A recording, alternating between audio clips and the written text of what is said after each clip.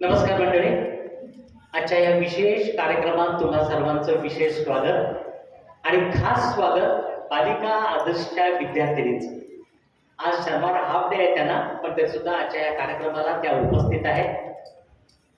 तुम्ही सर्वच विशेष अतिथी आहात. त्याचबरोबर आजच्या आपल्या वक्त्या आहेत सौ दीपाली पाटोदकर. इथल्या एका कार्यक्रमाला त्या 2 दिवसात बेळगावात आहेत आणि ही संधी साधून आम्ही त्यांना आज सकाळी इथं बोलावलेलं आहे आणि आमच्या निमंत्रणाला मान देऊन ते आलेले आहेत. त्यांचं आपण टाळ्या वाजवून स्वागत करतो. मंडळी, श्रोत्यांच्या तुम्हाला आणखीन एक विशेष श्रोता बसलेला दिसत असेल. बेळगावचे सुपुत्र, हॉलिवूड, बॉलिवूड सर्वत्र काम केलेले नाट्यकर्मी, टीव्ही मालिका आणि राजा शिवछत्रपतीमध्ये बाजी प्रभू देशपांडेंची भूमिका केलेले श्री प्रसाद पंडित आज आपल्याबरोबर उपस्थित आहेत. त्यांचंही आपण स्वागत करतो. गायकवाड खूप टाळ्या वाजवत आहेत. प्रसाद पंडितांच्या बाबतीत मी एकच गोष्ट सांगतो. साधारणपणे चित्रपट सृष्टीत गेलेली माणसं काय करतात तुम्हाला माहिती आहे. हा माणूस अगदी आगळा वेगळा आहे. खानापूरच्या जवळ त्यांनी एवढं सुंदर मंदिर बांधलेलं आहे, ते कधीतरी तुम्ही बघा. आणि ते बघत असताना जर स्वतः प्रसाद पंडित असतील तर खालच्या पायरीपासून वरच्या कळसापर्यंतचं महत्व काय आहे ते प्रसाद पंडितांच्याकडूनच ऐकण्यात मजा आहे. 14 फेब्रुवारी हे सारं जग व्हॅलेंटाईन्स डे म्हणून सेलिब्रेट करत असताना प्रसाद पंडित आपल्या या मंदिराचा वर्धापन दिन साजरा करतात आणि स्वतःच्या हाताने आम्हाला पायसा म्हणजे खीर वाढतात. मस्त. आता मी कार्यक्रमाकडे वळतो. मी आपल्या आजच्या वक्त्या दीपाली पाटोदकरांना विनंती करतो की त्यांनी कृपया व्यासपीठावर यावं आणि आपण त्यांचं टाळ्या वाजवून स्वागत करू.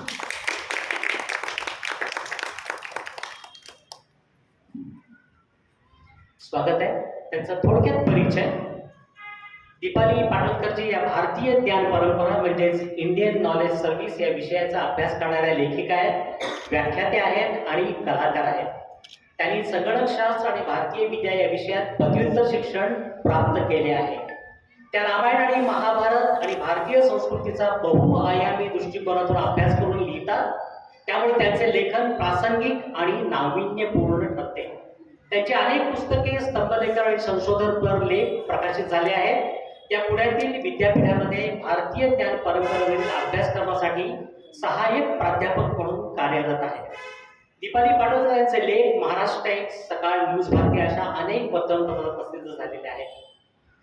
सांस्कृतिक व्यासपीठे आणि कॉर्पोरेट प्रशिक्षण सत्रासाठी नियमित वक्त्या म्हणून त्या निमंत्रित केल्या जातात. RC Dhere Cultural Research Centre येथे त्यांच्या रामायणावरील व्याख्यानमालेस व्यापक प्रतिसाद मिळालेला आहे. तसेच टाटा मोटर्स, इंडिक स्टडीज, स्टॅटॉलॉजी, Rotary Club, MKSS School, Indology Katta इत्यादी ठिकाणी झालेल्या मध्ये त्यांची व्याख्यानं झालेली आहेत. भारतीय कला परंपरांचा प्रसार करण्याच्या उद्देशाने त्यांनी कला पुष्प ही संस्था स्थापन केली आहे आणि त्याच्या माध्यमातून त्या कार्यक्रम घेतात. त्यांच्या कार्याचा गौरव म्हणून समर्थ पुरस्कार 2024 ला आणि रणरागिणी पुरस्कार 2023 यासारख्या सन्मानांनी त्यांना सन्मानित करण्यात आले आहे. एप्रिल 2023 मध्ये इंडस युनिव्हर्सिटी येथे आयोजित G20 परिषदेत सस्टेनेबल लाईफस्टाईल या विषयावर त्या विशेष आमंत्रित वक्त्या होत्या. आणखीन 2 लाईन मी त्यांच्याबद्दल सांगेन. मी 20 वर्षे त्या IT क्षेत्रात होत्या. USA मध्ये त्यांनी काही वर्षे काम केली आहे. यशस्वी होत्या, पण काहीतरी अपूर्णता आहे, काहीतरी मिसिंग आहे असं त्यांना जाणवलं आणि त्या भारतात परत आल्या. भारतात आल्यावर ज्ञानेश्वरी, भगवद्गीता याचं त्यांनी वाचन केलं. IT सोडली आणि MA इन इंडोलॉजी त्यांनी केलं. आणि आता एका वाक्यात सांगायचं म्हणजे भारत की रहने वाली हूं, भारत की बात सुनाती हूं असा त्यांचा आता कार्यक्रम आहे. टाळ्या वाजवून आपण स्वागत करूया. मी लोकमान्य ग्रंथालयाच्या ग्रंथपाल सौ रंजनाजींना विनंती करतो की आपल्या लोकमान्य ग्रंथालयाच्या परंपरेप्रमाणे त्यांनी त्यांचं स्वागत पुस्तक देऊन करावं.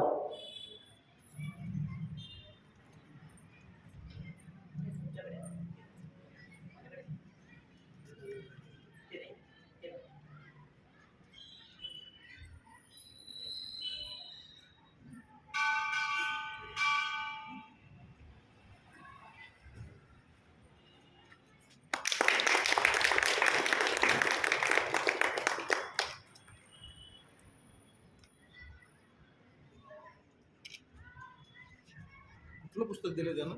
शोध नव्या भारताचा रघुनाथ माशेलकर, डॉक्टर रंजना ताई तुम्ही थांबा. दीपाली, माझी एक छोटीशी विनंती आहे. तुमचा आमचा परिचय YouTube आणि Facebook मधून झालेला आहे. आता आपण फेस टू फेस भेटत आहोत. काकडे फाउंडेशन तर्फे मला तुमचा थोडासा सत्कार करायचा आहे. प्लीज तुम्ही तो स्वीकार करावा अशी मला विनंती आहे.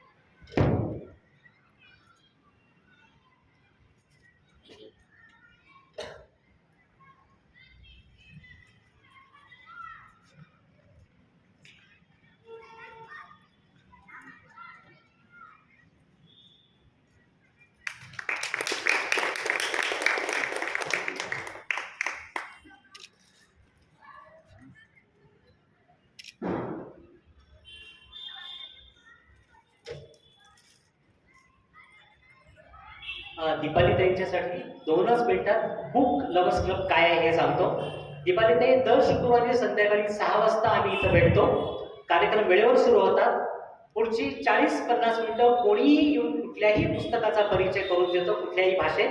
नंतर आम्ही गोल खुर्च्या घालून त्या पुस्तकावर, त्या वक्त्याबरोबर, त्या लेखकाच्या बाबतीत चर्चा करतो, ज्याला आम्ही चाय पे चर्चा म्हणतो. चहा घेत आम्ही चर्चा करतो. 6 वाजता सुरू झालेला हा कार्यक्रम 7:15-7:30 पर्यंत संपलेला असतोय. आठवड्याला 1 म्हणजे महिन्याला 4 किंवा 5 म्हणजेच वर्षाला 40 किंवा 45 पुस्तकं आम्ही ऐकतो. हा भारतातला एक रेकॉर्ड असेल असं मला वाटतंय. त्याचबरोबर क फॉर कविता, पुस्तक प्रकाशन असेही कार्यक्रम आम्ही घेतो. कालच्या शुक्रवारच्या कार्यक्रमात 4 नवोदित लेखकांनी इथं व्यासपीठावर येऊन आपल्या कथा सादर केल्या होत्या. हा आमच्या बुक क्लबचा परिचय. गेली 11 वर्ष आम्ही हा उपक्रम राबवत आहोत. मी दीपाली त्यांना प्रार्थना करतो की त्यांनी आपला विषय मांडावा. पुढचा तास 1 तास.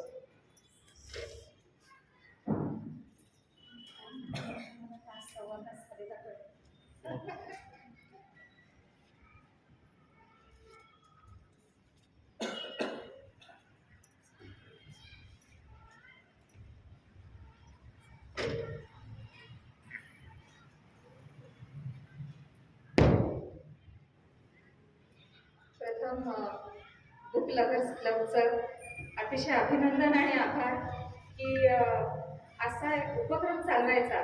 प्रत्येक आठवड्याला एक नवीन पुस्तकाची आपण ऐकतो. ही इतकी छान गोष्ट आहे की तेवढं ऐकूनच आपल्याला लक्षात येतं की आपल्याला हे वाचायचं आहे काय, ह्याच्यामध्ये काय मिळेल. आणि असा उपक्रम वर्षानुवर्ष आणि आठवड्याच्या आठवड्याला चालत राहायचं खूप अवघड गोष्ट आहे. त्याच्यामुळे अतिशय मनापासून अभिनंदन. आणि त्या क्लबमध्ये मी इथे येऊन हा विषय मांडणार आहे. त्यासाठी काकडे सरांचे पण अगदी मनापासून आभार. आमचं मागे बोलणं झालेलं होतं आणि अशी संधी मिळेल, अशी संधी मिळेल आणि मी इथे येऊन बोलत असेल असं वाटलंच नव्हतं. ते आता आज होतं. तर माझा आजचा विषय आहे भारताबाहेर असलेली भारतीय संस्कृती. तर मी वर्गात शिकवत होते कॉलेजमध्ये. माझ्यासमोर MSc ची मुलं होती आणि त्याच्यातली एक मुलगी म्हणाली बरं का की पाकिस्तान दिलंय तर ते त्यांचंच आहे ना, त्यांचीच जागा होती ती, असं काय एवढं त्यांना दिलं तर काय ठीकच आहे असं. आणि मला ते ऐकून इतका धक्का बसला की म्हटलं असं कसं वाटू शकतं. कारण पाकिस्तान जे आहे तिथे आपले इतकी तीर्थक्षेत्र आहेत की खरं तर ती पाकभूमी कशामुळे आहे तर तिथे आपले हिंदू तीर्थक्षेत्र आहेत म्हणून ती पाकभूमी आहे असं म्हणू शकतो. आणि म्हणून आपण पाकिस्तानमध्ये काही तीर्थक्षेत्र बघूया. तर आता जेव्हा ते पाकिस्तान नव्हतं तेव्हा तो जो भारताचाच एक नॉर्थ वेस्टर्न आग्नेय देशाचा आग्नेय भारतीय असा प्रदेश होता. आणि त्यावेळेला तिथे एक गाव होतं, त्याचं नाव होतं कश्यपपूर. म्हणजे आपले जे जुने कश्यप ऋषी आहेत ज्यांच्या नावानं काश्मीरचं नाव पडलंय ना, तर ते कश्यप ऋषींच्या नावावर असलेलं ते गाव कश्यपपूर. आणि तिथला राजा, ही कथा येते आपल्या भागवत पुराणामध्ये. तिथला राजा होता हिरण्यकश्यपू. हिरण्यकश्यपू म्हणजे कश्यप ऋषींचा मुलगा. हिरण्यकश्यपू आणि हिरण्याक्ष. आणि मग त्यांची ती सगळी कथा येते की त्यांनी कशा प्रकारे ते अत्याचार करत होते तिथल्या प्रजेवरती. आणि त्या हिरण्य कश्यपूचा जो मुलगा आहे प्रल्हाद, तो प्रल्हाद म्हणजे विष्णूचा भक्त. आता हिरण्य कश्यपूला हे आवडायचं नाही की त्यांना विष्णूची भक्ती करावी, दुसऱ्या देवाची भक्ती करायची नाही असं सांगणारा हा हिरण्यकश्यपू. भक्ती करायची तर माझीच करायची, मीच देव, माझ्याशिवाय दुसरा कोणी नाही, हे त्याचं म्हणणं. आणि मग ह्या प्रल्हादानं भक्ती केली आहे, विष्णूची भक्ती केली आहे, आणि विष्णूनं तिथे अवतार घेतलेला आहे. तर त्याची पण कथा ती अशी आहे की त्यानं वर मागितलाय ना ब्रह्मदेवाकडून की मला दिवसा नाही, रात्री नाही, घरात नाही, बाहेर नाही, शस्त्राने नाही, अस्त्राने नाही, प्राण्यानं नाही, माणसानं नाही, असं कोणीच मला मागू नये. आणि मग ह्या सगळ्या अटी पूर्ण करून हिरण्यकश्यपूचा वध करायचा आहे, तर तेव्हा विष्णूनं अवतार घेतलेला आहे नरसिंहाचा. हिरण्यकश्यपू प्रल्हादाला विचारतो, अरे तू सारखं नारायण नारायण म्हणतोस, आहे तरी कोण आणि असतो तरी कुठे? आणि त्याच्यावरती प्रल्हाद सांगतो की तो सगळीकडे आहे. म्हणजे वेदांनी जे शिकवले तेच पुराणांनी पण सांगितलेलं आहे, आणि पुराणांनी तर अतिशय सुंदर त्याच्या कथेमध्ये सांगितलेलं आहे. प्रल्हाद सांगतो की नारायण जो आहे, ईश्वर जो आहे, तो सगळीकडे आहे, सर्वव्यापी आहे. आणि तो त्या खांबामध्ये आहे का? तो आहे. आणि मग हिरण्यकश्यपू अत्यंत चिडून त्या खांबावर लाथ मारतो आणि तो खांब दुखतो आणि त्याच्यामधून नरसिंह प्रकटतो. आणि मग हा नरसिंह जो नर नाही, सिंह पण नाही, म्हणजे प्राणी पण नाही, मनुष्य पण नाही, आणि हातात शस्त्र नाही, अस्त्र नाही, नखांनी, संध्याकाळच्या वेळेला म्हणजे दिवसाही नाही, रात्रीही नाही, आणि उंबरठ्यावर म्हणजे घरात नाही आणि बाहेर नाही, असं त्या हिरण्यकश्यपूचा वध करतो. तर ही जी सगळी घटना जिथे घडली ते म्हणजे कश्यप. आणि तिथे हिरण्यकश्यपू नंतर प्रल्हाद राजा झालाय. प्रल्हाद तिथला राजा झाल्यावर त्यांना एक नरसिंहाचं मंदिर बांधलं, हे त्या कश्यप. तर तो जो भाग आहे त्या भागाचं नाव आहे प्रल्हादपुरी. आणि प्रल्हादपुरीला असं नरसिंहाचं अतिशय जुनं असं मंदिर होतं. आणि आपली पद्धत अशी आहे की मंदिर जुनं झालं, जीर्ण झालं की पुन्हा बांधायचं, नव्यानं बांधायचं, त्याची दुरुस्ती करत राहायची. आणि आपल्याला पुराणांनी पण हे शिकवलं बरं का. त्यांनी काय शिकवलं की नवीन मंदिर बांधल्यावर जितकं पुण्य मिळतं त्याच्या 8 पट पुण्य ते दुरुस्त केलं किंवा त्याचा जीर्णोद्धार केल्यावर मिळतं, असं आमिष दाखवलंय. त्याच्यामुळे आपल्याकडच्या लोकांनी लक्षात येईल आपल्याला की जुनी मंदिरं पुन्हा पुन्हा पुन्हा पुन्हा बांधत राहिलेत, आणि ते स्थान महात्म्य आहे ना, की ते स्थान पवित्र आहे, त्यामुळे तिथे केलेली उपासना ही लवकर फलद्रूप होते, त्यामुळे तिथे ते मंदिर पुन्हा पुन्हा बांधत राहिले. तर तसं प्रल्हादपुरीला नरसिंहाचं मंदिर वर्षानुवर्ष लोकांनी बांधलं होतं आणि तिथे मंदिर होतं. 1947 साली जेव्हा पार्टिशन झालं त्यावेळेला तिथले जे पुजारी होते ते तिथली नरसिंहाची मूर्ती घेऊन भारतात आले, आणि भारतात हरिद्वारला ती नरसिंहाची मूर्ती आता तिथल्या एका मंदिरामध्ये आहे. मग ते मंदिर तसं जीर्ण झालेलं होतं, पण तिथे मदरसा चालायची. पार्टिशनच्या नंतर तिथे ते मंदिर हिंदूंच्या ताब्यात राहिलं नाही, तिथे मदरसा चालायची. आणि 1992 मध्ये जेव्हा बाबरी ढाचा पाडला त्यावेळेला त्याचे पडसाद इतरत्र इतके उमटले की बंगालमध्ये, पाकिस्तानमध्ये इतके त्याचे पडसाद उमटले की पाकिस्तानमध्ये अनेक हिंदू देवळं तेव्हा पाडली गेली. त्याचा एक रिटालिएशन, त्याच्यामध्ये हे नरसिंहचं जे मंदिर होतं ते पूर्णपणे पडून त्याचे आता तिथे केवळ अवशेष असे उरलेले. आणि कालांतरानं काय झालं, त्याच गावामध्ये पुन्हा ही एक कथा येते. ही कथा येते महाभारतात, हरिवंशमध्ये ही कथा येते की कृष्णाचा मुलगा आहे सांब, आणि त्या सांबला एक त्वचेचा रोग झाला. तर मग त्याच्यावरती उपाय काय, तर त्याला सांगितलं कोणीतरी की तू सूर्याची उपासना कर.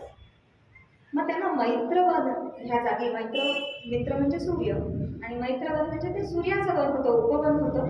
अशा ठिकाणी त्यानं सूर्याची उपासना केली, आणि अनेक वर्ष अशी उपासना केल्यावर सूर्य त्याला प्रसन्न झाला आणि त्याचा त्वचारोग निघून गेला. तर ही अशी कथा. आणि मग सांबला अतिशय आनंद झाला आणि त्यानं कृतज्ञतेनं तिथे एक सूर्य मंदिर बांधायचं ठरवलं.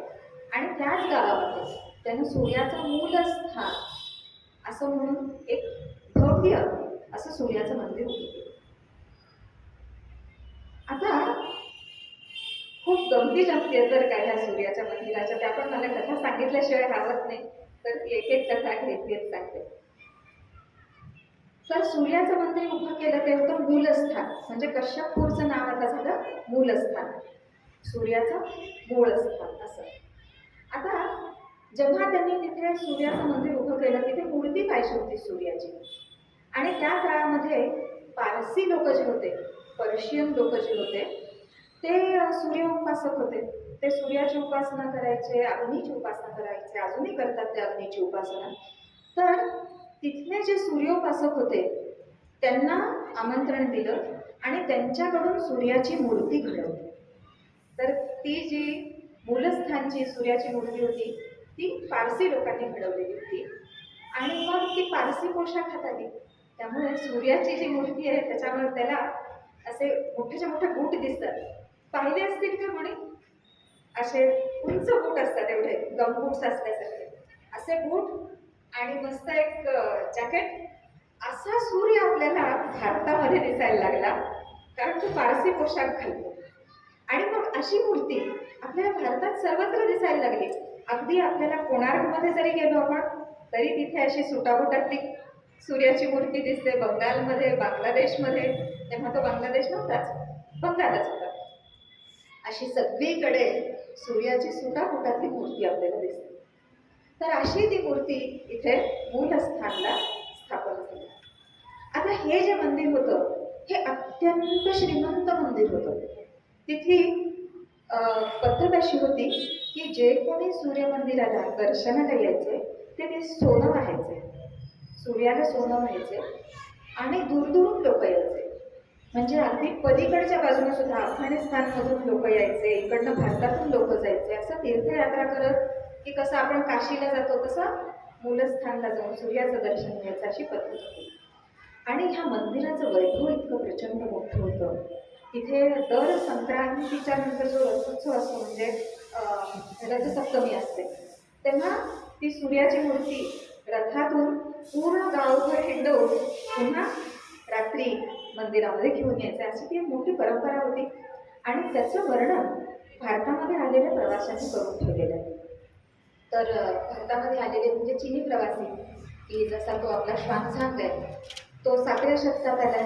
तर 7व्या शतकात आलेल्या श्वानझांगने ह्या मंदिराबद्दल भरभरून लिहिलं की आपण आज इमॅजिन करू शकतो की आपलं तिरुपतीचं बालाजी मंदिर कसं आहे ना, तसं वैभव एकेकाळी ह्या मंदिराचं होतं. त्याच्यानंतर अल्बरुनी आलेला आहे, तो अरबी आहे आणि तो आला आहे साधारण 1000 वर्षापूर्वी. तर त्यानं सुद्धा ह्या मंदिराचं तिथल्या त्या रथोत्सवाचं वर्णन करून ठेवलं. तर तोपर्यंत आपल्याला दिसतं की हे मंदिर चांगल्या अवस्थेमध्ये होतं. त्यानंतर जेव्हा आक्रमणं व्हायला लागली आणि तुर्की लोकांची आक्रमणं झाली तेव्हा त्यांनी ते काय केलं, ते मंदिरातली जी मूर्ती होती सूर्याची ती ओलीस धरली.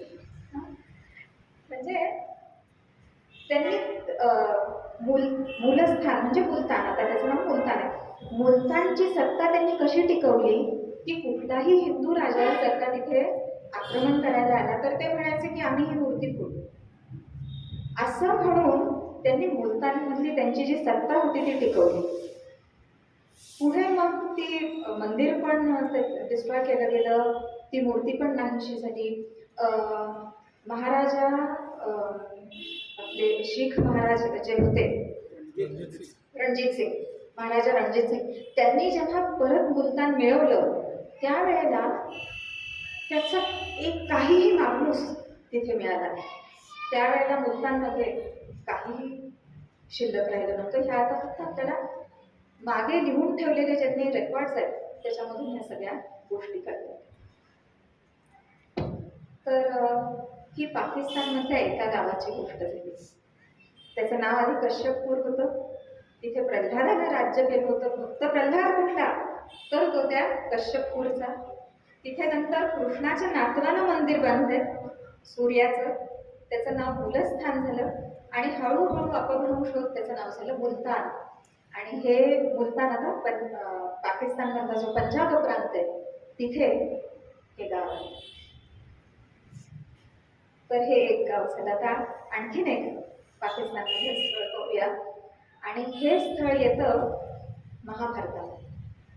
महाभारतामध्ये कथा येते की वनामध्ये जेव्हा हे 5 पांडव फिरतायत त्यावेळेला युधिष्ठिराला तहान लागते. आणि मग त्याला तहान लागल्यावर आता सगळ्यात धाकटा भाऊ आहे ना, त्याला सांगतात की झाले जाऊन पाणी घेऊन ये. मग सहदेव जातो पाणी आणायला. तिथे जवळच एक तळ असतं. तर तो पाणी आणायला जातो, बराच वेळ होतो, येत नाही परत. मग नकुल जा रे बघून ये. मग नकुल जातो, तो पण येत नाही. मग अर्जुन जातो, मग भीम जातो. मग शेवटी युधिष्ठिर स्वतः निघतो की काय झालंय, चौघही पाणी आणायला जे गेले ते अजून आले नाही. तिथे जातात ते युधिष्ठिर. तिथे गेल्यावर त्या तळ्यामधनं एक आवाज येतो की युधिष्ठिरा, हे तळ माझं आहे. यक्ष आहे तो, त्या तळ्याचा तो स्वामी आहे.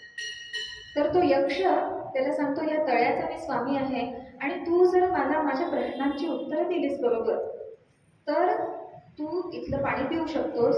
आणि तू माझ्या प्रश्नांची उत्तरं न देता ते पाणी प्यायला गेलास तर तू पण तुझ्या भावांसारखा मरून पडशील. मग युधिष्ठिर म्हणतो, ठीक आहे, तुम्ही विचारा प्रश्न, मी प्रयत्न करतो त्याचं उत्तर द्यायचं.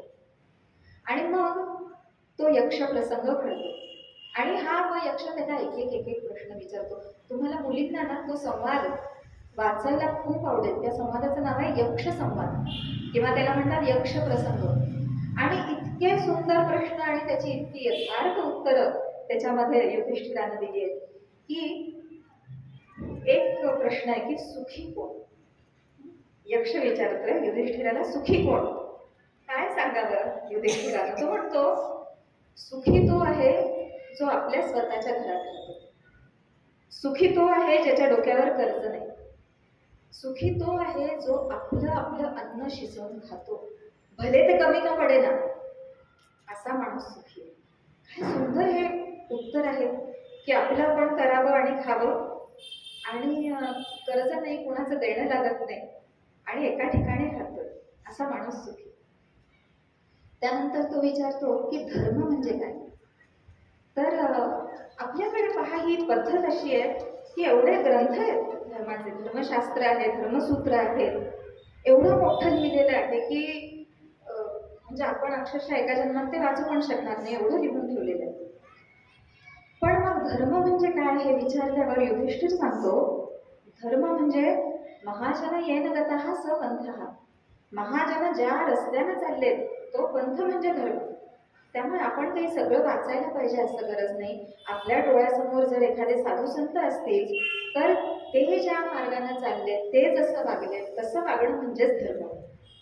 अशी फार सुंदर प्रश्नोत्तरं या यक्ष प्रसंगामध्ये मिळतात. तर अशी सगळी प्रश्न यक्ष विचारतो, युधिष्ठिर त्याची अशी छान उत्तरं देतो, यक्ष प्रसन्न होतो. आणि यक्ष म्हणतो, मी यमधर्मच आहे, मी तुझी परीक्षा पाहायला आलो होतो. तर आता तू योग्य उत्तरं दिलीस तर म्हणून तुझ्या या 4 भावांपैकी मी एकाला जिवंत करेन. तर कोणाला जिवंत करायचं ते मला सांग. आता युधिष्ठिराचं अतिशय मनापासून प्रेम कोणावर आहे तर भीमावर.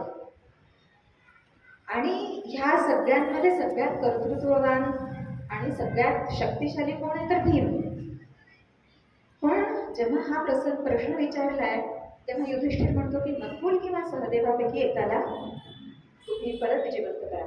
मग यक्ष विचारतो, का बरं, ह्या दोघांपैकी एक का. तर युधिष्ठिर म्हणतो की कुंतीचा एक पुत्र म्हणून मी जिवंत आहे, माद्रीचा पण एक पुत्र जिवंत असावा म्हणून त्या दोघांपैकी एकाला जिवंत करा. हे त्याचं जे धर्मानं वागणं आहे, हा जो त्याचा विचार आहे, त्यांना प्रसन्न होऊन यक्ष ह्या 4 भावांना पुन्हा जिवंत करतो अशी ती कथा. हा जो सगळा प्रसंग घडलेला आहे तो काटस राज नावाचं पंजाबमध्येच एक स्थान आहे, तिथे घडला अशी तिथली लोक मान्यता आहे की तिथे एक मोठं तळ आहे आणि त्या तळ्याच्या काठी हा प्रसंग घडला, अशी कथा. आता ते तळं कसं निर्माण झालं ह्याची सुद्धा एक कथा आहे. ती कथा अशी आहे की शंकर आणि सती, ती कथा माहिती आहे ना तुम्हाला, की सतीनं लग्न केलं शंकराशी आणि तिच्या आईवडिलांची इच्छा नव्हती की तो कैलासावरती राहतो, स्मशानात राहतो, त्याच्याकडे धड घर नाही, चांगले वस्त्र नाही, तू त्याच्याशी कशाला लग्न करते असं त्यांचं म्हणणं होतं. पण तरी तिने केलं त्याच्याशी लग्न. आणि मग एकदा त्या दक्ष राजाकडे म्हणजे सतीच्या वडिलांकडे एक मोठा यज्ञ होता आणि सगळे लोक तिथे जायला लागले. कैलासावरती शिव आणि सती बसलेले आहेत आणि सती असं सगळ्यांना जाताना बघते आणि म्हणते की माझ्या वडिलांच्या घरी यज्ञ आहे तर तिथे जायला पाहिजे. शंकर तिला सांगतात की आपल्याला बोलावलं नाही, कशाला जाते. मग ती म्हणते आपल्या घरच्या घरीच जाण्यासाठी कसलं आमंत्रण लागतं. मग शेवटी ती एकटी जाते. ती तिथे जाते आणि तिथे शंकराचा अपमान केला जातो आणि त्यामुळे अत्यंत क्रोधानं ती यज्ञकुंडामध्ये उडी मारते आणि तिचा प्राणोत्क्रमण होते. ह्या प्रसंगानं शंकर अत्यंत संतापतात आणि अतिशय दुःख होतं आणि त्यावेळेला ते सतीचं प्रेत आपल्या खांद्यावर घेऊन सगळीकडे हिंडायला लागतात आणि ते अत्यंत म्हणजे दुःखानं असे सगळीकडे फिरतायत आणि ते जसे जसे एकेका ठिकाणी जात आहेत तिथे त्या प्रेताचा एक एक अवयव पडत जातो. तर असं भारतामध्ये 52 ठिकाणी त्या सतीचा एक एक अवयव पडला आणि तिथे एक एक शक्तिपीठ निर्माण झालं, कारण ती शक्ती आहे ना. तर असं ते एक एक शक्तिपीठ निर्माण झालं अशी कथा आहे. आणि आपल्याला लक्षात येईल की ही जी 52 शक्तिपीठं आहेत ती पाकिस्तानपासून बांगलादेशपर्यंत, तिबेटमध्ये एक आहे, नेपाळमध्ये 2 आहेत, श्रीलंकेमध्ये 2 आहेत, अशा सगळीकडे पसरलेली आहे. ही शक्तिपीठं म्हणजे आपली भारताची सांस्कृतिक सीमा दर्शवणारी अशी. तर ह्या प्रसंगानंतर शंकर उद्विग्न आहेत, दुःखी आहेत आणि ते एका ठिकाणी बसतात आणि त्यांच्या नेत्रातून अश्रू वाहू लागतात. त्यांचे जे अश्रू आहेत त्या अश्रूंनी ते तळं निर्माण झाले, तेच ते मगाचं यक्षाचं तळं. तर त्याचं म्हणून नाव काय आहे तर कटासराज, की शंकराच्या कटाक्षातून म्हणजे डोळ्यांमधून वाहून आलेल्या पाण्याचं ते तळं. असं हे स्थान आहे. पाकिस्तानमध्ये, पंजाबमध्ये हे स्थान आहे. तिथे टेम्पल कॉम्प्लेक्स होता, म्हणजे अनेक मंदिर होती तिथे. तिथे रामाचं मंदिर आहे, हनुमानाचं मंदिर आहे, शंकराचं मंदिर आहे, एक अशी 7-8 मंदिरं तिथे आहेत. अत्यंत जीर्ण अवस्थेत आहेत. तिथे मूर्ती पाहायला मिळत नाही. This is what is there in Pakistan today.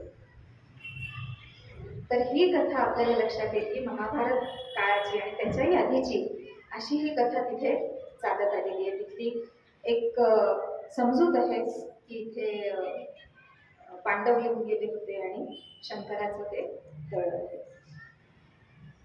Mahabharat लिहून झालं. महाभारताच्या नंतर परीक्षित राजा होता. परीक्षित राजा तक्षकाच्या दंशानं त्याचा मृत्यू झाला. त्याच्यानंतर त्याचा मुलगा जन्मेजय राजा झाला आणि जन्मेजयाला एका माणसानं येऊन सांगितलं की अरे त्या तक्षकानं त्यांच्यामुळे तुझ्या वडिलांचा मृत्यू झाला, तर तू सूड घ्यायला पाहिजे आणि हे जे सगळे नाग आहेत तर त्यांना मारायचं म्हणून ते एक सर्पसत्र असं त्यानं केलं. ते जन्मेजयानं सर्पसत्र कुठे गेलं तर ते तक्षशिलेला. सो तक्षशिला आज पाकिस्तानच्या नॉर्दर्न बॉर्डरला आहे, की पाकिस्तान आणि अफगाणिस्तानचा जो सीमारेखा आहे तिथे तक्षशिला आहे. तर त्या ठिकाणी सर्पसत्र केलं गेलं. त्यावेळेला वैशंपायन ऋषी ते पाहायला आले होते.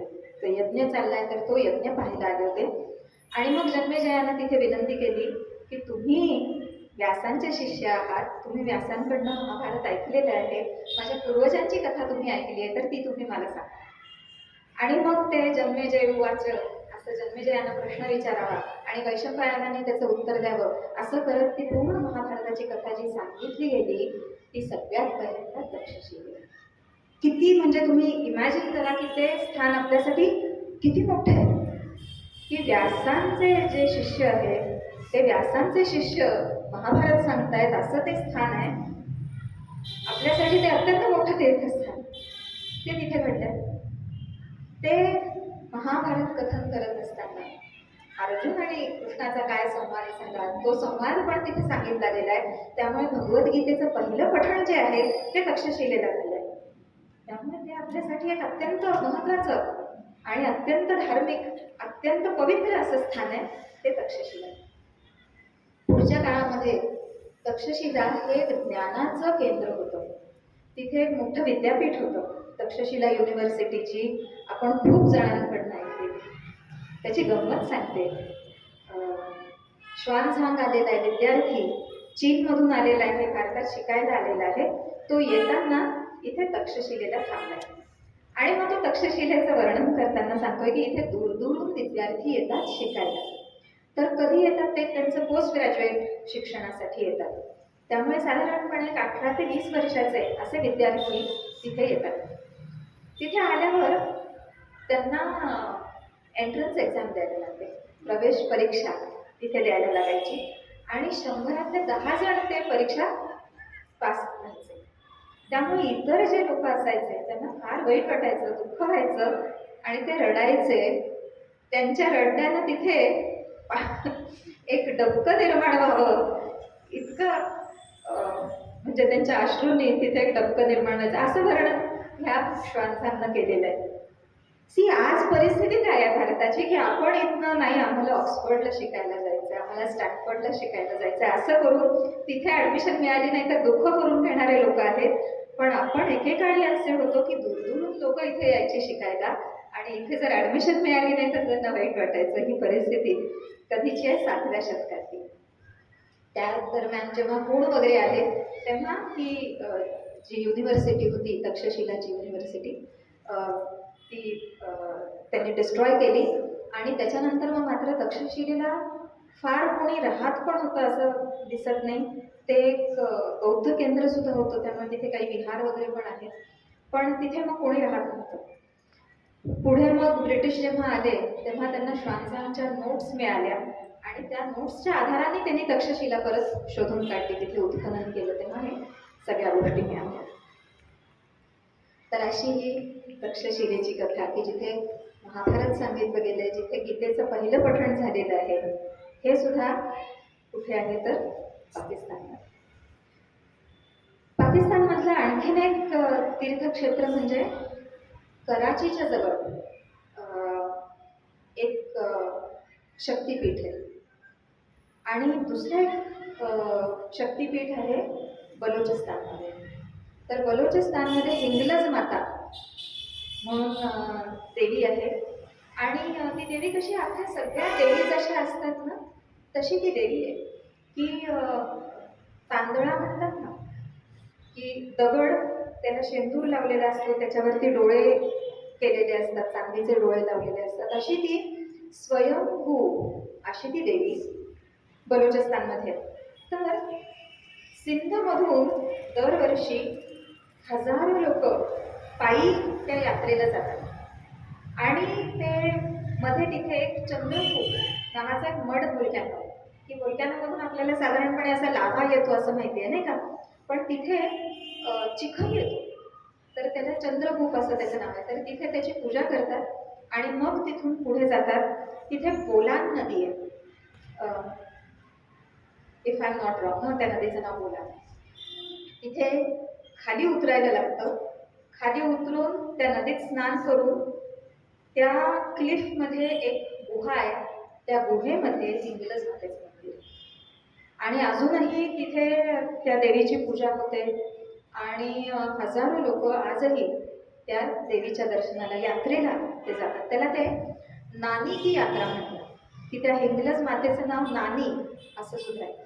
आपल्याला लक्षात येईल की हे नाव नैनितालची पण जी देवी आहे ना ती नैनी देवी आहे आणि मध्य एशियामध्ये पूर्वी एक नना नावाची देवी होती. त्याच्यानंतर मिडल ईस्टमध्ये तिथे सुद्धा इनना नावाची एक देवी होती. तर असं वाटतं म्हणजे काही अभ्यासकांचं असं मत आहे की ही जी हिंगलज माता आहे किंवा आपण शक्ती स्वरूपाच आहे ना, ती शक्तीपीठ आहे, तर हे शक्तीचीच देवी ह्या सगळ्या ठिकाणी पूजली जायची.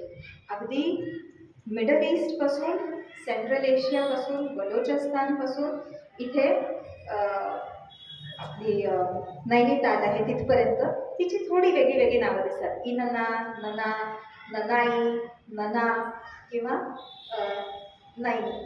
तर ही अशा नावांची देवीची अजूनही उपासना केली जाते. तर हे आपलं अजून एक शक्तीपीठ. हे असं मानलं जातं की देवीचं कपाळ जे होतं ते त्या ठिकाणी पडलं आणि कपाळावरती हिंगोल म्हणजे कुंकू लावतात म्हणून ती हिंगलज माता.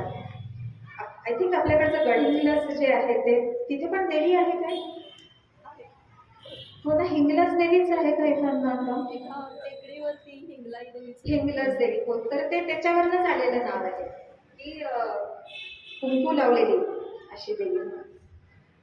तर ही बलोचिस्तानमध्ये हिंगलज त्या माता. मंदिरामध्ये ते पाटीवर जे माहिती पत्रक आहे त्याच्यात त्याचा उल्लेख आहे. हिंगलज मातेचा परफेक्ट परफेक्ट. ते काय आहे ना, अनेक देवतांच्या आपल्याला अशा कथा मिळतील की त्या तिथून इथे आलेल्या आहेत.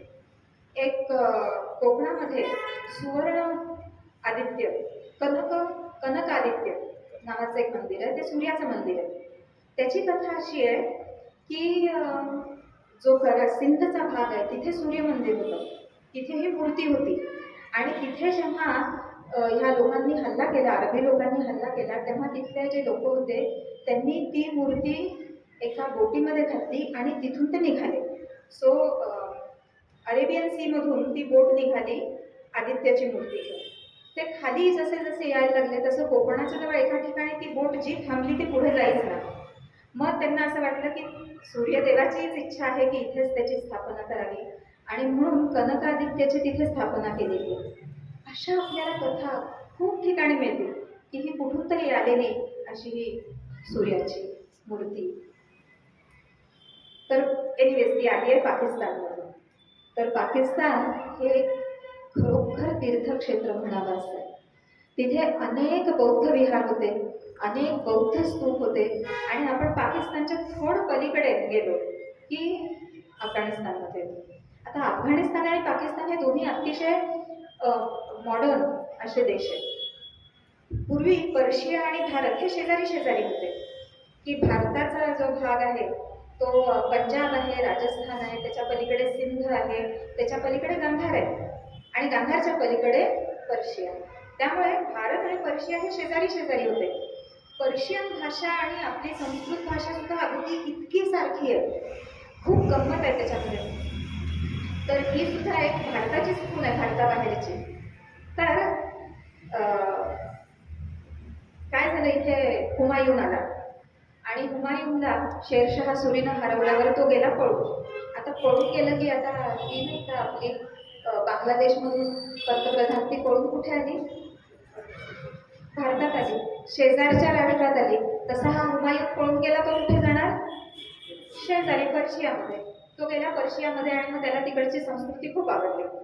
त्यामुळे तो जेव्हा परत आला तेव्हा तो परत येताना त्यानं पर्शियन लोक घेऊन आला बरोबर की ते पर्शियन मंत्री आहेत, पर्शियन विद्वान आहेत, पर्शियन कलाकार आहेत. तर असे ते सगळे घेऊन आला आणि ज्याला मोगल आर्ट म्हणतात किंवा मोगल भाषा उर्दू म्हणतात, दॅट इज ॲक्च्युली पर्शियन.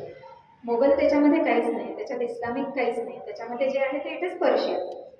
आता हे पर्शियन लोक सुद्धा कसे आहेत की भारताचा तो असा जुना भाऊ असल्यासारखा आहे की आपल्याकडे जसं मुंज होते तसं त्यांच्याकडे पण एक संस्कार होतो आणि ते अग्नीची उपासना करतात, सूर्याची उपासना करतात, असे हे लोक आहेत. तर असे काही काही गमतीदार शब्द सांगता येतात की आपला संस्कृत शब्द आहे शुभ. तर हा श जेव्हा तिकडे जातो पर्शियामध्ये त्याचा उच्चार ते थोडासा वेगळा करतात, ते ख करतात आणि शुभ जो होतं खूप. मग ते खूपसूरत हा जो शब्द आहे हे हा आला ना हुमायून, तर हे मुघलांनी ह्या सगळ्या लोकांना आणलं आणि मग आपल्याला वाटतं की आपल्याला उर्दू भाषा त्यांनी दिली वगैरे. तर ती उर्दू इज बेसिकली फारसीमधला शब्द. आणि त्या पारसी शब्दांचं मूळ आपण शोधलं की ते आपल्याला जुन्या संस्कृतपर्यंत घेऊन जातं. त्याच्यामुळे खूबसूरत म्हणजे शुभ सुरत, की चांगलं, मंगल, कल्याणकारी असा तो शब्द आहे. किंवा आपल्याकडे एक शब्द आहे यज्ञ. तर आपण जसं यज्ञ करतो तसाच पारसी लोक पण यज्ञच करतात.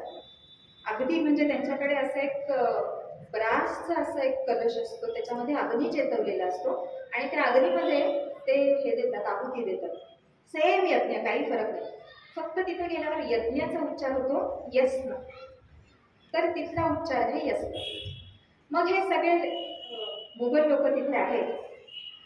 यज्ञ म्हणजे काय असतं ना, की आपण अगदी आपलं सत्यनारायणाची जरी पूजा केली तरी इट इज अ सेलिब्रेशन, नाही का? तर तिथे काय झालं, ते यस्न म्हणजे त्यांनी असं घेतलं की इट इज अ सेलिब्रेशन. आणि मग यस्नचा यचा ज होतो, नाही का, यमुना जमुना, तसं यचा ज झाला आणि हा शब्द झाला जश्न. जश्न मनाएंगे म्हणजे यज्ञ करणार, हा त्याचा खरा अर्थ आहे, पण तो खोलात गेल्यावरच आपल्याला कळतो. तर असे हे पर्शिया आणि भारत हे बंधू आहेत, अगदी जुळे बंधू आहेत म्हणावे असे. तर पर्शिया आणि भारत अगदी शेजारी शेजारी होते. 1836 मध्ये ब्रिटिशांनी एक सीमारेखा आखली, ड्युरंट लाईन नावाची, आणि त्यांनी अफगाणिस्तान भारतापासून वेगळा. तर त्यावेळेला काबूल आणि कंदाहार आपल्यापासून दूर गेले. 1758 मधली गोष्ट आहे की ज्या वेळेला तिथे आपले पेशवे होते आणि पेशव्यांनी अटके पार झेंडा नेला होता, त्यावेळची ही गोष्ट की पर्शियाचा जो शहा होता त्यांना यांना पत्र दिलं, रघुनाथरावांना, राघोबादादांना पत्र दिलं की तिथे जे अफगाणी लोक होते त्या अफगाणींवरती तुम्ही पूर्वेकडून हल्ला करा, आम्ही पश्चिमेकडून हल्ला करतो, तुम्ही काबूल घ्या, आम्ही कंदाहार घेतो. आणि ह्या राघोबादादांनी परत इकडे नानासाहेब पेशव्यांना पत्र लिहून कळवलं, का बरं आपण त्यांना कंदाहार द्यायचं, ते पण तर आपलंच आहे. 1760 पर्यंत परिस्थिती अशी होती की काबूल, कंदाहार आणि म्हणजे अफगाणिस्तान जो भाग आहे तो आपलाच आहे, अशी पूर्णपणे खात्री. आणि तशीच आपली भारताची जी व्याख्या आहे तशी होती. पण मग 1836 मध्ये ब्रिटिशांनी ती ड्युरंट लाईन आखली आणि अफगाणिस्तान वेगळा झाला. त्याच्यानंतर 1947 मध्ये जे पार्टिशन झालं आणि पाकिस्तान वेगळा झाला. तोपर्यंत भारत आणि पर्शिया हे अतिशय शेजारी शेजारी असे देश होते. तर त्यामुळे हा मधला जो भाग आहे, हा मधला भाग भारतीयच होता आणि त्याच्यामुळे त्याची मुळं जेव्हा आपण शोधायला जातो तेव्हा ह्या अशी सगळी तीर्थस्थळं मिळतात. आता आपण एक दोन अफगाणिस्तानमधली तीर्थस्थळं बघूया. अफगाणिस्तानमध्ये सगळ्यात एक ट्रेड रूट जायचा. हा ट्रेड रूट म्हणजे चायनाहून रोमला जाणारा, ज्याला सिल्क रोड म्हणून पॉप्युलर आहे, तो रूट. आणि तो रूट अफगाणिस्तानमधून एका ठिकाणाहून जातो. तिथे एक अशी मोठा कडा आहे, उंच कडा, बामियान हे ते ठिकाण आहे. आणि त्या कड्यावरती अनेक गुफा केलेल्या होत्या, अजूनही आहेत त्या गुफा. म्हणजे जसं आपण अजिंठ्याला गेल्यावरती आपल्याला पाहायला मिळतात गुफा, तशा प्रकारच्या तिथे बौद्ध गुफा होत्या. आणि तिथे 2 अत्यंत प्रचंड उंच अशी गौतम बुद्धाच्या मूर्ती होत्या. वर्षानुवर्ष तिथे गौतम बुद्धाच्या मूर्ती होत्या. आणि अनेक छोट्या छोट्या गुहा की तिथे बौद्ध लोक जातील तर वर्षाविहार, वर्षावास जो असतो त्यांचा, तो ते तिथे करायचे की पावसापासून सुरक्षा असं म्हणून.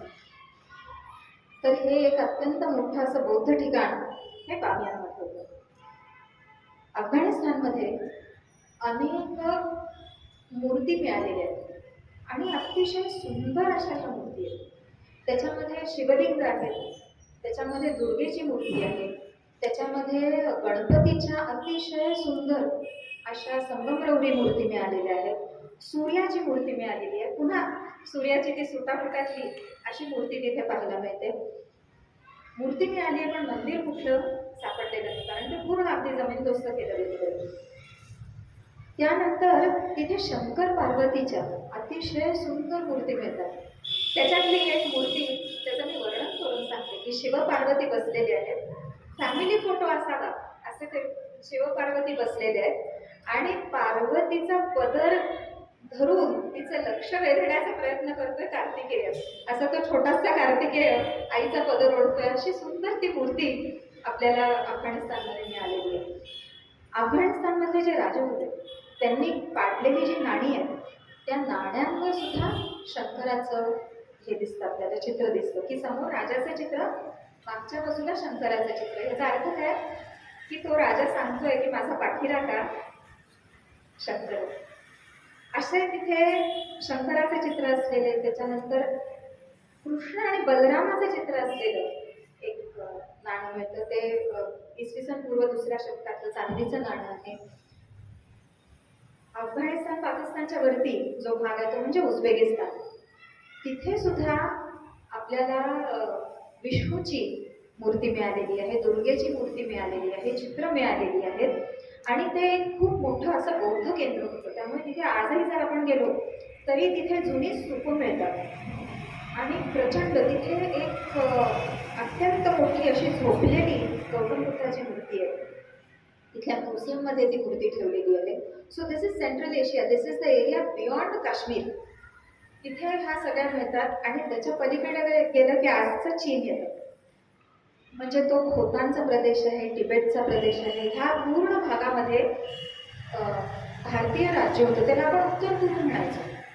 तर त्याचं नाव आपल्या जुन्या ग्रंथांमध्ये उत्तर पूर्व आणि उत्तर मध्य असं येतं. तिथले जे राजे होते त्या राजांची पण नावं आपल्याला भारतीय दिसतात. त्यांनी पाडलेली जी नाणी आहेत त्याच्यावरती संस्कृतमध्ये लिहिलेलं आहे. आणि चीनमध्ये गेल्यावर एक तिथे पण अशाच बौद्ध लोकांनी बांधलेल्या गुफा आहेत. मगाव नावाचं ठिकाण आहे चीनमध्ये, तिथे त्यांनी 1000 गुफा आहेत. अजिंठ्यामध्ये 36 गुफा आहेत. इमॅजिन करा, तिथे बौद्ध लोकांनी 1000 गुफा कोरल्या आहेत. अतिशय सुंदर शिल्प आणि चित्र आहेत. त्याच्यामध्ये रामायणाची चित्र मिळतात, तिथे शंकर पार्वतीचे चित्र मिळतात आणि गौतम बुद्धाची, अवलोकितेश्वराची अनेक चित्र आणि शिल्प मिळतात. तिथे एक खोली होती, तर त्या खोलीला म्हणायचे लायब्ररी रूम. तर ती बंद केलेली होती, ती सापडली आणि ती सापडल्यावर त्यांनी ते सगळे स्क्रोल्स काढले. हजारो स्क्रोल्स इथे मिळाले. ते स्क्रोल्स जे आहेत ते संस्कृत भाषेत होते आणि त्याच्यामध्ये भारतीय तत्त्वज्ञान संस्कृत भाषेमध्ये लिहिलेलं, भारतीय नाटक जे संस्कृत भाषेत लिहिलेलं त्याचं तिकडचं ट्रान्सलेशन, अशा गोष्टी त्याच्यामधून मिळाल्या. आणि हे फक्त एक झलक आहे की आपली भारताच्या संस्कृतीची जी चिन्ह आहेत ती ही अशी कुठपर्यंत पसरलेली आहे. याच्या पलीकडे पण आहेत आणि खरोखर जाणून घ्यावं. आणि ते जाणून आपल्याला किती म्हणजे अभिमान वाटतो, आपल्या खरोखर पूर्वजांचा गर्व वाटतो, अशा ह्या गोष्टी आहेत. तर मी आज एवढा हा भाग सांगून थांबते. तुम्हाला काही प्रश्न असतील तर जरूर विचारा, आपण त्याच्यावरती पण थोडंसं बोलू शकतो. ह्या सगळ्या गोष्टींचा मी एक आढावा माझ्या पुस्तकामध्ये भारतीय संस्कृतीची स्वस्तिचिन्हे याच्यामध्ये घेतलेलं आहे. आणि आपली स्वस्तिचिन्ह म्हणजे ही अशी आहेत, भारतीय लोक जिथे जिथे जाऊन आली तिथे त्यांनी कधीही हल्ला केला नाही, तिथे त्यांनी जाळपोळ केली नाही, तिथे त्यांनी तिथलं काही डिस्ट्रॉय केलं नाही. उलट त्यांनी तिथे मागे काही ठेवलं असेल तर ती अशी स्वस्तिचिन्ह आहेत, कल्याणकारक, मंगलकारक अशी चिन्ह आहेत. तिथे आपल्याला मंदिरं मिळतील, आपल्याला तिथे भारतीय आर्किटेक्चर मिळेल, भारतीय टेक्स्टाईल्स मिळतील. भारतीय टेक्स्टाईल्समध्ये जे पॅटर्न्स आहेत, डिझाईन्स आहेत, असे पॅटर्न्स आणि डिझाईन्स मिळतील. आपला धर्म मिळेल, आपले कॅलेंडर मिळेल. अशा गोष्टी, भारतीय ज्ञान असं मुक्त हस्तानं सगळीकडे वाटलेलं आहे. ह्या सगळ्या गोष्टी मिळतात. आपल्याला फक्त ते जे मिळतं ते हे आपल्या पूर्वजांनी तिथे दिलेलं आहे, एवढं रेकग्नाईज करायचं आहे. तर तेवढं बोलते. आणि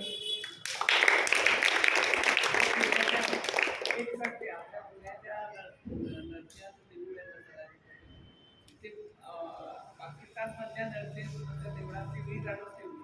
हो, ओके. तुम्ही या सगळ्या ठिकाणी जाऊन आलात? नाही, मी काही पाकिस्तानमध्ये तर जाणं शक्य नाही आहे की एकदा तिथे गेलं की मग दुसरा कुठला दिसा मिळेल. तर म्हणजे संदर्भ तुम्हाला मिळत गेले तुमच्या ते पुस्तकात? संदर्भ तुम्हाला सांगते. एक आर.सी. मुजुमदार म्हणून एक बंगाली प्रोफेसर होते, आर.सी. मुजुमदार. हां.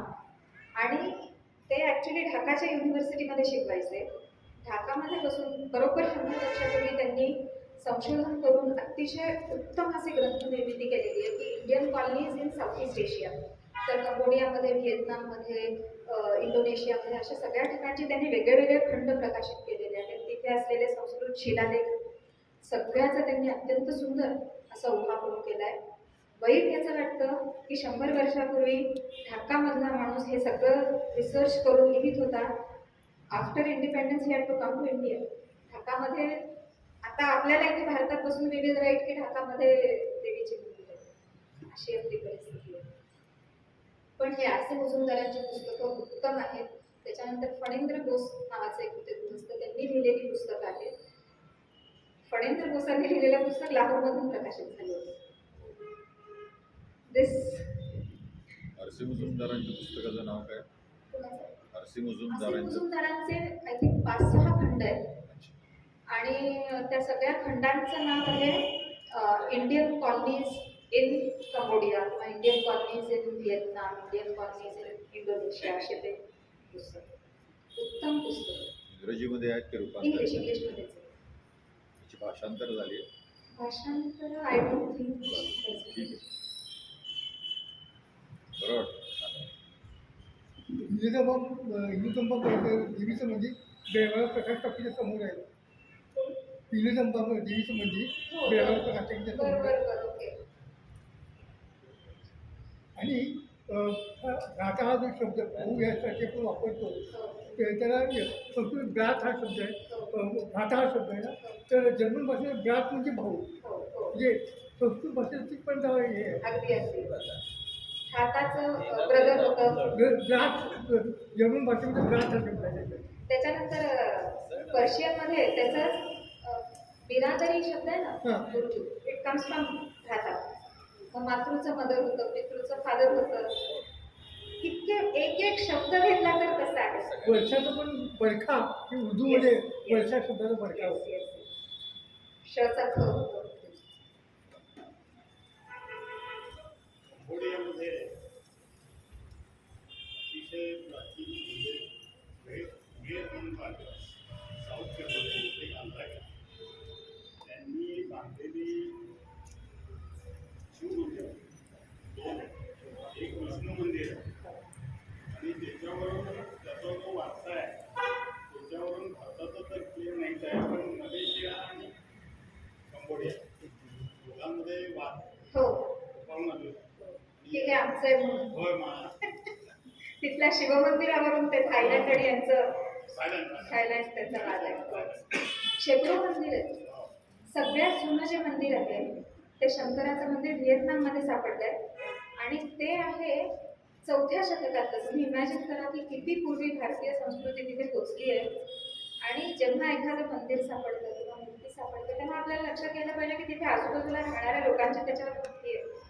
तिथे पूजा करणारे लोक आहेत, त्या देवाचं दर्शन घेणारे लोक आहेत, त्याला नवस बोलणारे लोक आहेत, त्याची आरती करणारे, त्याची आरती रचणारे लोक आहेत. अशी ती पूर्ण इकोसिस्टम आहे. आणि जेव्हा मंदिर नष्ट होतं तेव्हा ह्या सगळ्या गोष्टींचा आधार संपून जातो. हे आपल्याला इतिहासातून दिसतं. सिंगापूरमध्ये एक मंदिर आहे मॅडम. त्या मंदिरमध्ये रामायणाच्या काळामध्ये जे पाण्यावर तरंगणारे दगड आहेत ते दगड तिथे आहेत आणि ते पाण्यावर तरंगतात.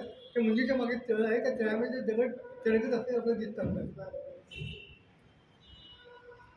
आता हे सगळं ही सगळी माहिती गोळा करून त्याचं डॉक्युमेंटेशन करायचं एक मोठं काम चालू आहे.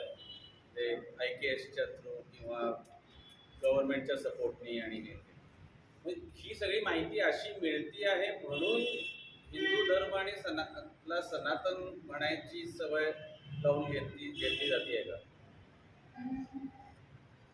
नाही, म्हणजे लॉंग टर्म काहीतरी एस्टॅब्लिश करण्यासाठी? नाही असं मला वाटत नाही. सनातन हा शब्द बऱ्याच आधीपासून वापरला जातोय की तो आता वापरतायत असं नाही. पुरातन शब्दाला जवळचा आपण सनातन शब्द असावा. सनातन म्हणजे कसं आहे की पूर्वी होता, आताही आहे, पुढेही राहणार. पुरातन म्हणतो त्या पुरातन म्हणजे फक्त पूर्वी होता. तर सनातन इज एटर्नल. त्याला काही पाकिस्तानी अभ्यासकांचे पॉडकास्ट वगैरे मी किंवा पुस्तकं जी काही पाहिजे त्याच्यामध्ये ते सुद्धा आता असं म्हणतायत, ते म्हणजे मान्य करतायत की आमचं मूळ हे हिंदू आहे. नाही, त्याच्यात सुद्धा त्यांचं म्हणणं खूप चांगलं आहे की ते म्हणतात की आम्ही हिंदू होतो, बौद्धही होतो, जैनही होतो, हे सगळंच ते म्हणतात. म्हणजे लाहोरच्या बाबतीत एक खूप चांगलं पुस्तक मी रिसेंटली वाचलं की ते सगळ्या अशा ह्याच्याबद्दल सांगतायत धर्माबद्दल. हां. नाही, ह्या ठिकाणी म्हणजे अफगाणिस्तानपर्यंत बौद्ध, जैन आणि हिंदू आणि शीख लोक पण होते तिथे. आणि अगदी आत्तापर्यंत अफगाणिस्तानचा जो प्राईम मिनिस्टर होता तो हिंदू होता. त्यांचं नाव विसरले मी, पण अफगाणिस्तानमधून इतक्यात म्हणजे मागच्या 150 वर्षातलं मी सांगते, तिथून जी नाणी निघाली ते नाण्यावरती रामाचं चित्र होतं. तर this is not a very old thing, अगदी this is recent happening. IKS चा सध्या उद्देश काय? IKSचा उद्देश आहे की भारतीय आपलं नॉलेज जे आहे ते जाणून घेणं. तर मग आता कसं झालं, आपण जे शिकतो ते सगळं आपण वेस्टर्न शिकत आहे. की काही पण म्हणजे आपण समजा केमिस्ट्री शिकत असलो तर तुम्ही ते डाल्टन्स ॲटम मॉडेल शिकलाय नाही ना? तुम्ही कितवीला आहे? 9वी. ओके.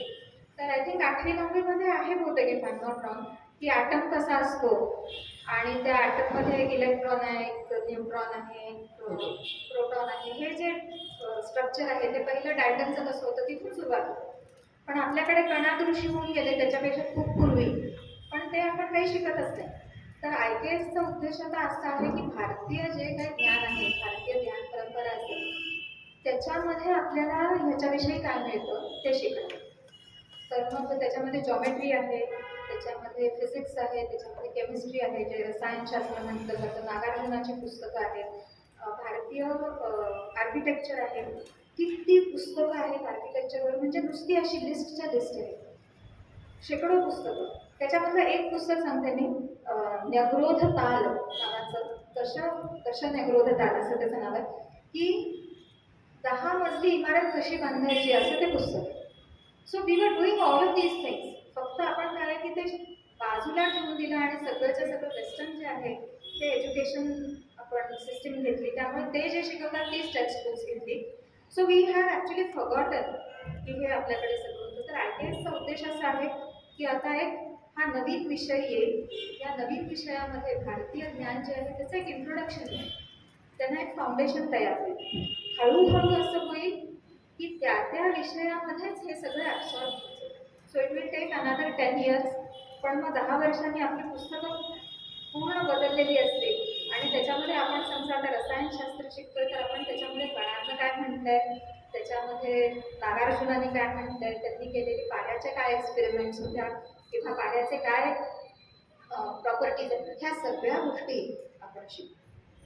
पण यातून एक गोष्ट होतीये जी साईड इफेक्ट मिळू शकतो त्याचा, की ते गाईडलाईनमध्ये आहे का IKSमध्ये की हे अंधश्रद्धा म्हणून पुढे जाऊ नये, सायंटिफिक आहे म्हणून प्रॉपर प्रूव्ह करावं, म्हणजे विथ ऑल द फॅक्ट्स. आणि दुसरं म्हणजे याचा परिणाम म्हणून समाजामध्ये फूट होऊ नये, जातींमध्ये आणि धर्मांमध्ये. नाही, याचं गाईडलाईन्स आहेत का? कारण तो परिणाम आता दिसतोय. जे आम्ही जे ट्विटरवरती आणि जेव्हा IKSचे लोक जिथं जिथं बोलतात तिथं जो रिप्लाय जे असतात त्यामध्ये असं होतं, आणि काही जण पूर्णपणे अंधश्रद्धेच्या बाजूने सुद्धा बोलून म्हणजे मोकळे होऊन जातात. मग हे काहीतरी करावं लागेल जर अभ्यासक्रमात आणायचं असेल. नाही, IKS जे आहे ना हे अगदी पूर्ण शुद्ध सायन्स आहे, त्यामुळे त्याच्यामध्ये जी पुस्तकं आहेत किंवा ज्याचा अभ्यास करून सांगायचं त्याच्यामध्ये शुल्बसूत्र आहे. तर शुल्बसूत्रामध्ये कसं आहे की कुठलाही यज्ञ करताना यज्ञकुंड तयार करायला लागतं. तर मग ते यज्ञकुंड त्याचे व्यवस्थित डिफाईन केले कसं करायचं, तर एक चौकोनी यज्ञकुंड, एक गोल आणि एक सेमी सर्क्युलर असं करायचं. पण त्या तिन्हीची एरिया सेम पाहिजे. So this is a problem of geometry. So you have to circle a square किंवा स्क्वेअर अ सर्कल.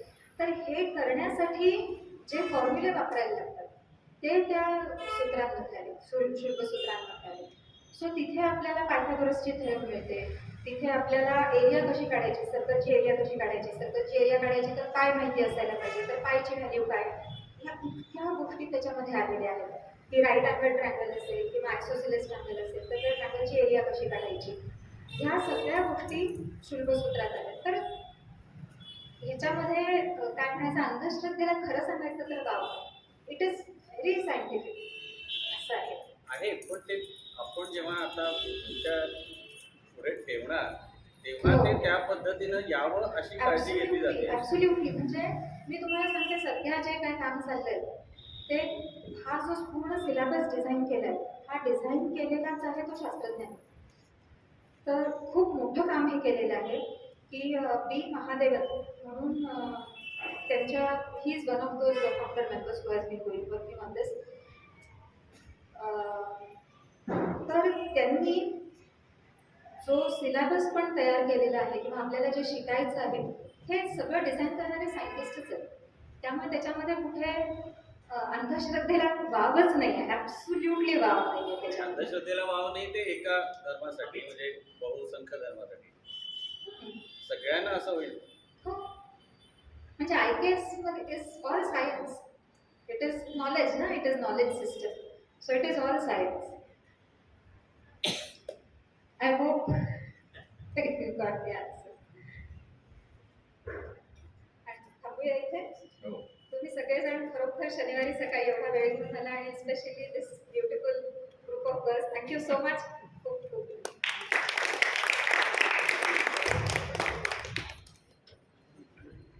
आपल्या पूर्वजांनी काय काय करून ठेवलंय हे दीपालीताईंनी गेल्या 1 तासात आपल्याला सांगितलं.